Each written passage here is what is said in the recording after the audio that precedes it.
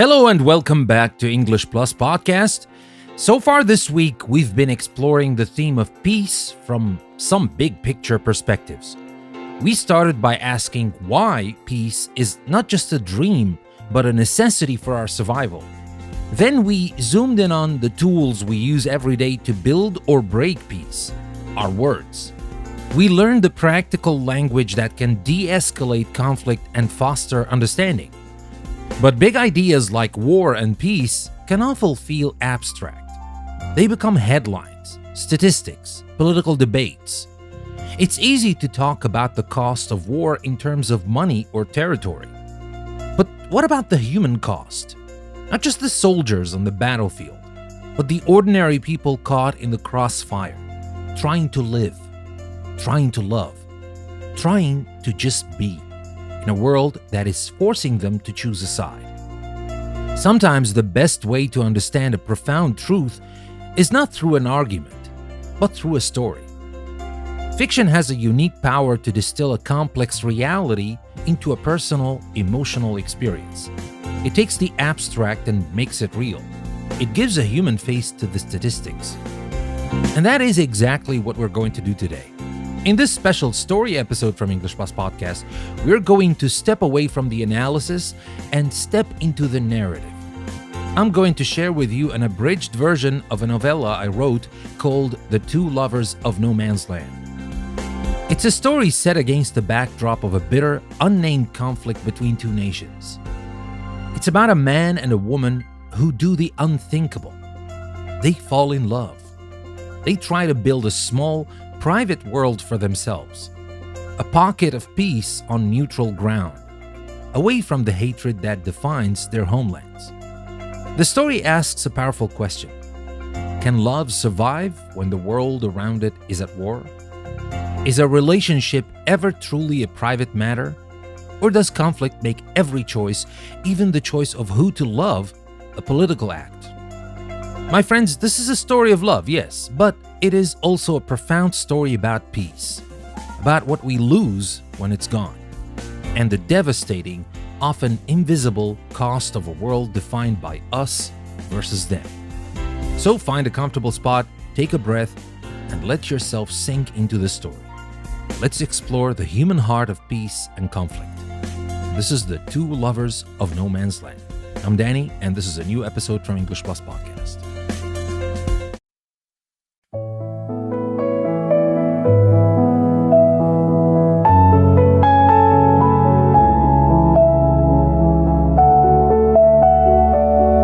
He never imagined a cell would smell this way. A stale mix of damp concrete, rusted steel, and the faint odor of sweat. She, in a cell just like it somewhere in the same godforsaken facility, found the silence more oppressive than any smell, broken only by a distant, dripping sound. They were separate, yet their thoughts were entwined, both minds drifting back to a cafe in Paris, a world away. "Do you think it's possible?" she had asked him then, stirring her coffee, her hair still damp from the rain. "What? You mean us?" "No," she'd said with a half-serious smile. "I mean, can you really finish that mountain of croissants?" That smile, it had a way of erasing the world, erasing the fact that their two countries were on the brink of war. Now the clang of a metal door brought him back. His interrogator, a man in a gray suit the color of disappointment, entered. "Are you comfortable today, Monsieur Traitor?" he began. "Or should I say, Monsieur Romantic?" Her interrogator was a small man with a fake smile. "Good afternoon," he said too brightly. "I trust you're enjoying your accommodations?" They both remained silent. They had learned that emotion was a weapon their captors could use against them. "Let's make this easy," his interrogator droned. "Just admit what we both know. You're a spy." "I'm not a spy," he sighed, the words worn from repetition. "I was going to marry her." The man paused, looking up from his clipboard for the first time. Marry her? Yes, in Cyprus. We were going to start our life together. And then pass intelligence to her government in the honeymoon suite, I suppose? In her cell, the questions were the same. Two lovers from enemy states riding off into the sunset? Her interrogator sneered. I suppose that's the story you'd like us to believe. She clenched her fists under the table. It's the truth. He said the same. But the truth was a foreign language in this place. Their story hadn't started with love. It began in a university politics class in Paris, where she had corrected him with an icy precision that silenced the room. He learned her nationality and understood the distance between them. It wasn't hate. It was a border drawn by history, invisible but potent. Weeks later, she found him in the courtyard. About what I said in class, she began, not meeting his gaze. You were partly right. You weren't wrong, he replied. Neither were you, she said, finally looking up. I know where you're from, and you know where I'm from. So let's not pretend that we can have the usual friendly conversation about politics. Agreed. That was their beginning. Tentative conversations in libraries and cafes followed, always skirting the one topic that loomed over her: home. They existed in a bubble. Two people on neutral ground, pretending the world wouldn't eventually rush in to tear them apart. You two were very close, weren't you? Her interrogator asked, pulling her from the memory. It must have been easy to exchange information. We didn't exchange anything, she said, her voice steady. The shift had come on a late Paris night. He was sitting alone at an outdoor cafe when she slid into the seat across from him. I couldn't sleep, she'd said. They sat in a comfortable silence before he admitted something he'd never said aloud. It's like a shadow that follows me everywhere, he confessed, speaking of the conflict back home. I don't want to go back. I don't want to be a part of that world anymore. She saw the vulnerability behind his usual confidence, and something in her chest shifted. They weren't just two people from enemy states anymore. They were two people who felt the same way. When did you decide you would betray your country for her? His interrogator pressed. I never betrayed my country, he replied, his voice tight. We fell in love despite everything, despite the war, despite our countries, despite ourselves. Their love grew in the stolen moments, long walks, late night talks, the unspoken understanding that their time was borrowed. The decision to marry was an act of defiance against the inevitable. On their first and only trip to Cyprus, he had asked her on a quiet beach, the ring a heavy secret in his pocket. I know we can't get married back home, he had said, his voice nervous. But here, it's just us. No borders, no politics, no history. She had laughed, the sound bright with relief. Of course I'll marry you, you idiot. How convenient, his interrogator said now, his voice dripping with mock sympathy. He found a neutral ground, a perfect spot for your little operation. But it wasn't an operation. It was a dream of a life they would build. A dream they clung to even after returning to their home countries to face their families. Her parents had called it a betrayal. By choosing him, her father had declared, you've chosen to betray your own people. His family had reacted the same way, accusing him of turning his back on his country. They had known the risks, but they chose each other anyway, believing their love was enough. It wasn't. The trials were a formality, a stage for a drama already written. He stood in a cold courtroom, the weight of 1,000 eyes on him. The prosecutor listed the charges: treason, espionage, conspiracy. How do you plead? Not guilty, he stated. A disbelieving murmur spread through the room. I'm not guilty of any of those things. I'm guilty of falling in love. Her trial was a mirror image. The same sterile room, the same stone-faced judges. You knowingly engaged in a relationship with an enemy national to pass sensitive information, her prosecutor accused. How do you plead? Not guilty, she said, her voice firm. I fell in love with him. That's all. The prosecutor sneered. Love, they echoed in their separate courtrooms. You expect us to believe your treachery was born out of love? How convenient. Their memories of planning the wedding in their tiny Paris apartment, of dreaming of a future away from the conflict, were twisted into evidence of a conspiracy. Their love story was reframed as a cover. Their desire for a life together and escape from duty. They both held their ground, refusing to let their love be warped into something ugly. I loved him, she told the court, her defiance unwavering. If that makes me guilty, then so be it. The gavels fell with sharp, final cracks. They were both found guilty. Love, as the judge told them, would not save them. While they were being condemned, two chief negotiators sat at a long oak table in a grand hall, finalizing the peace treaty that would end the war. To these men, the two lovers were a nuisance, a loose thread in the grand tapestry of geopolitics.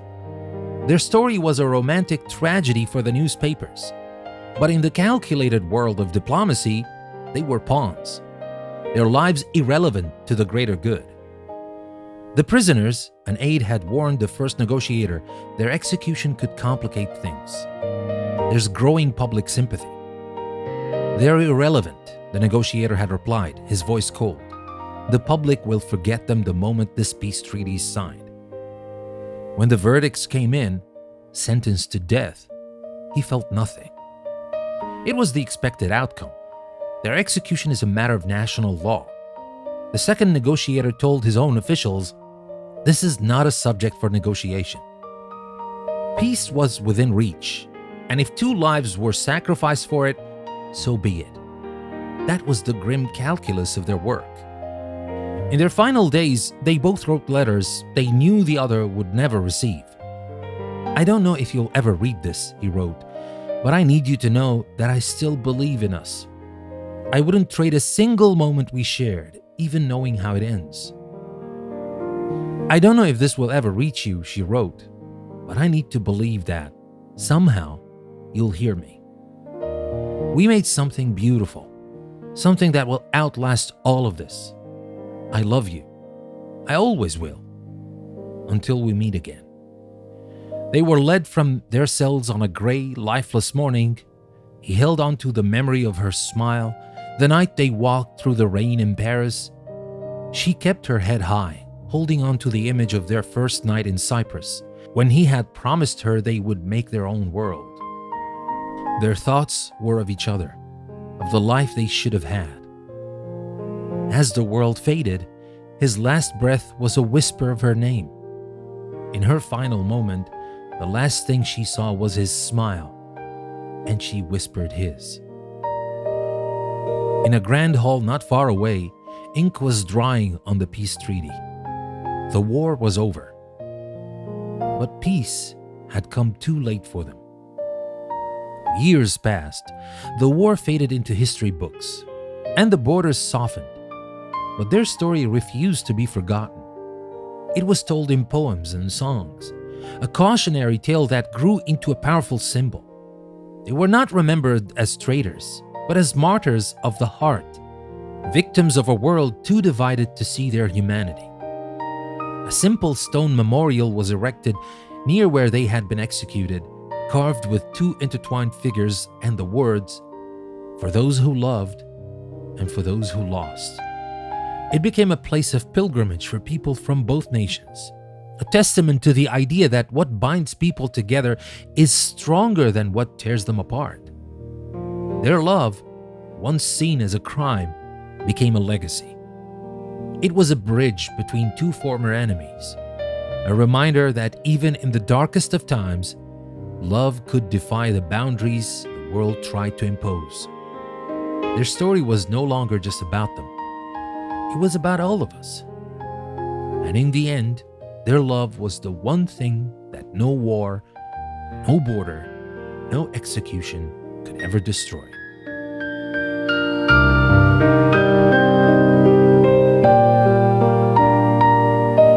All right, my friends, take a moment, just take a breath. This is a heavy story, I know, and you have no idea how difficult it was for me to make the story short. I'm going to do something special for you. I'm going to leave the full novella on the website, and I'm going to link to it in the description of this episode. If you really enjoy the story, you would love the novella. It's not just marketing for my writing, well, it is partly, but truly the novella lets you in their worlds a lot more than this short story. But anyway, just because I don't want to make the podcast very long, so I abridged the novella into a very short story. Well, just let me tell you a couple of words about the story before we finish this episode. Well, this story is a narrative that sits with you, because while the characters are fictional, of course, their tragedy feels painfully real. And it's in that feeling, in that discomfort, that we find some of the most important lessons about peace. The most heartbreaking part of the story isn't just that the two lovers are executed.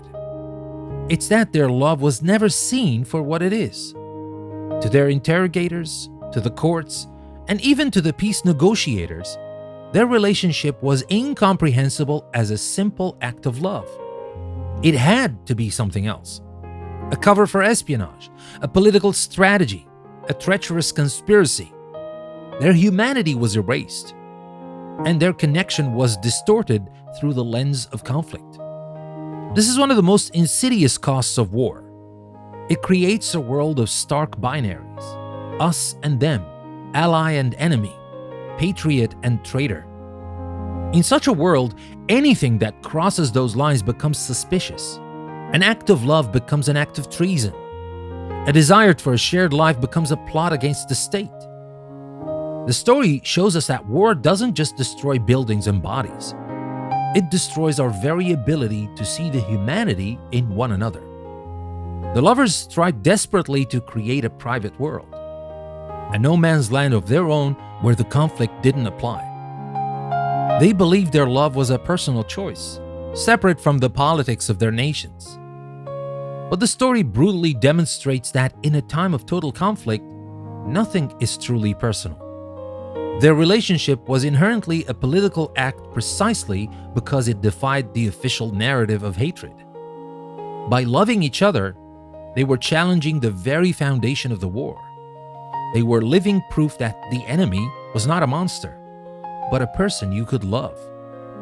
And for the machinery of war, that is the most dangerous idea of all. Perhaps the most chilling characters in the story are not the interrogators, but the negotiators. They aren't portrayed as evil men. They are pragmatic, logical, and focused on the greater good of signing a peace treaty. To them, the lovers are a nuisance, a footnote, pawns to be sacrificed for a larger political victory. This reveals a terrifying truth about how conflict operates on a grand scale. Cruelty doesn't always come from malice.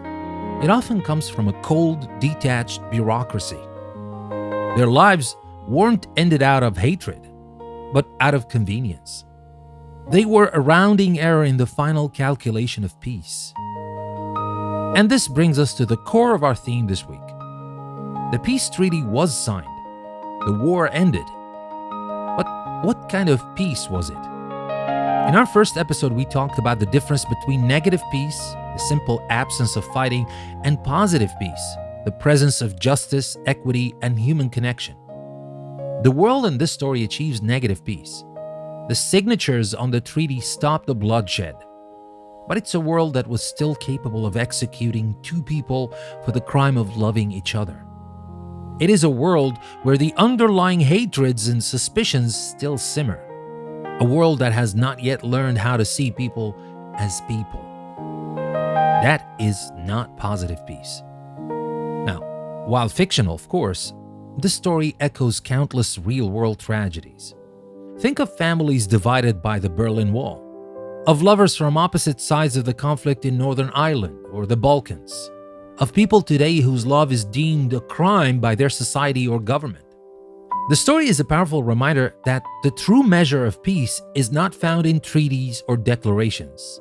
but in whether a society can make space for love to cross the lines it has drawn. The ending, however, offers a fragile seed of hope. In the aftermath, the lover's story is not forgotten. It becomes a legend, a symbol of unity, a tool for reconciliation. Their tragedy is transformed into a lesson. It reminds future generations of the human cost of hatred and becomes a bridge between their two nations. This tells us something vital. The stories we choose to remember and retell have the power to shape the peace that follows. By honoring the human cost of conflict, we can build a more resilient, more compassionate, and more genuine peace. This story, in all its heartbreak, leaves us with a critical question. When faced with these massive forces, politics, nationalism, the machinery of war, what power does an individual really have?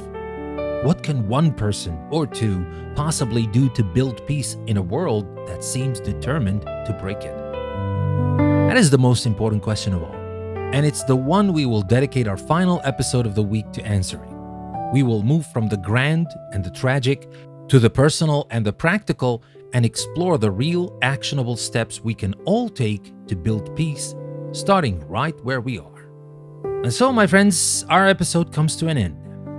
As I told you, if you really want to enjoy the story, you will have to read it in its novella form, because it was really difficult to me to bring it down to about 2,000 words.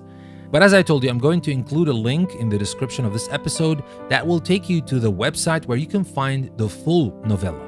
And you can read it, and of course, you can tell me what you think. And I hope that you like it, because that novella is going to be part of a larger work that I will tell you about later. But with that being said, we come to the end of our episode today. Thank you very much for listening. And remember that most of the episodes are going to be locked next week. So you're going to have access only to the first episode of the week. And if you want to unlock access to all our episodes, you can do that by subscribing on Apple Podcasts or on Patreon. You can find the links in the description of the episode. I just want to say something about subscription. Now, of course, it's not just for the extra stuff that you get, the premium content, if you will, but it is also to support English Plus Podcast and to help me continue bringing you content like this for you and for everybody else. So if you think about it this way, well, you might decide to support us and become a subscriber on Patreon or on Apple Podcasts. But with that being said, again, thank you very much for listening to the episode. I'm Danny. That was another episode from English Plus Podcast. I will see you again next time. And remember, never stop learning with English Plus Podcast.